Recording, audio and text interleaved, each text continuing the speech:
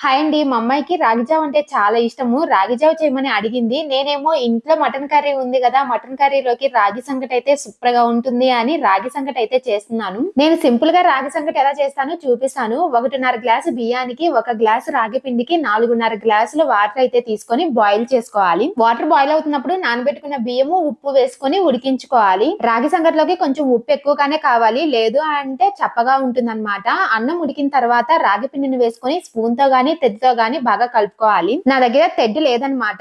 అందుకని స్పూన్‌తో అయితే నా బలమంతా ఉపయోగించి తిప్పేసరికి చేతులైతే నొప్పి పుట్టేసాయి. తర్వాత కొంచెం నెయ్యి వేసుకొని ఒకసారి కలుపుకున్నాము అంటే ఎంతో టేస్టీగా ఉండే రాగి సంగటి అయితే రెడీ అయిపోతుంది. రాగి ముద్ద కోసం ఇలా వేడివేడిగా ఉన్న రాగి సంగటిని అయితే చేత్తో పట్టుకోలేం గదా! అందుకని గిన్నెలో కొంచెం నెయ్యి వేసుకొని దాంట్లో రాగి సంగటి వేసుకొని ఇలా రౌండ్‌గా తిప్పాము అంటే రాగి ముద్ద రెడీ అయిపోతుంది. మటన్ కర్రీ అన్నంలో కంటే రాగి సంగటిలోకే సూపర్‌గా ఉంది. వీడియో నచ్చితే లైక్ చేయండి. By by.